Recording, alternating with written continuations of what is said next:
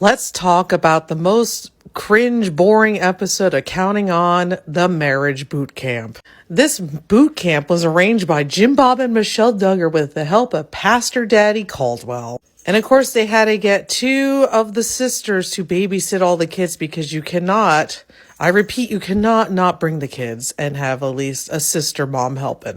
Josiah and Lauren said they've been married for 10 months, which feels like the longest 10 months of their lives. Joy hopes that she gets a lot of help because she needs it out of this retreat. Austin, I guess, jokes and says, yes, she does. But Austin then does say that marriage is hard and you need to work at it, which these people say it because they've never spent time alone together up until they're married. So Pastor Caldwell says they're going to be working on communication, compromise, and commitment.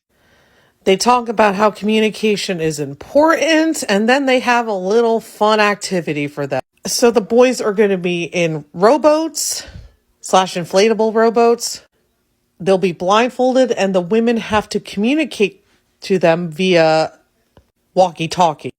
And it goes as well as you think it does. Row about 50 feet out, pick up a dug decoy, then turn around and row back to shore, all while blindfolded.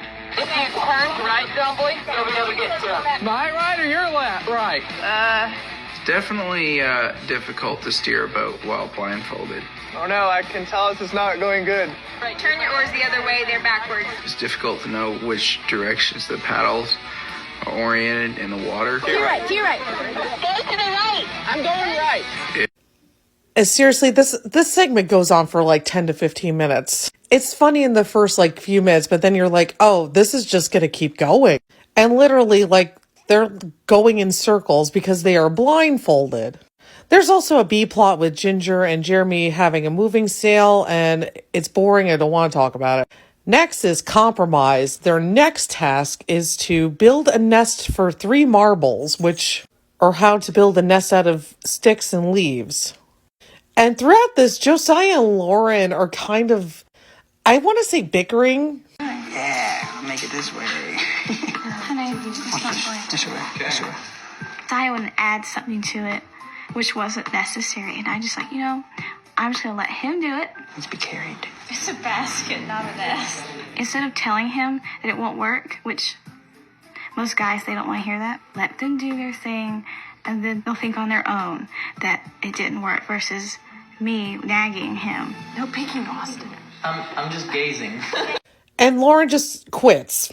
She's pregnant, so I totally get that. But she lies on the couch.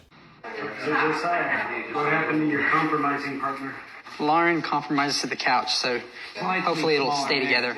I had to make the nest by myself in the end because Lauren wasn't feeling good. She wanted to go lay down. I have a bad headache, so I am laying down. I was feeling really bad. I really needed to take a nap. I felt a little bad leaving him, but I knew he would understand that I wasn't feeling well. Gotta officially check this. Look how beautiful the nests are.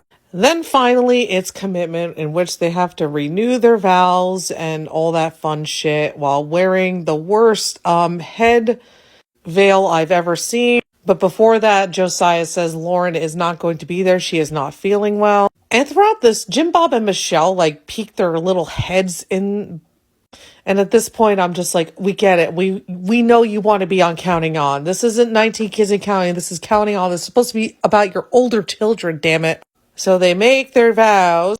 Even Abby and John David, who are literally married for I think 3 months at this point. Jesus Christ. Yeah, they go on a marriage retreat 3 months into their marriage. And Josiah also makes one for Lauren, even though she's not there. She wasn't feeling good, but I did video it for Lauren so she could see it and she could see me saying it to her. Promise to continue to cherish and love you. Hearing Josiah say the vows to me again, now that we've been married for 10 months. Promise to continue to be by your side in sickness and in health. I've seen him live out the vows and see him do it, and it speaks loud. And yeah, that's the end of the episode. I sparingly saved you 45 minutes of your life. You're welcome.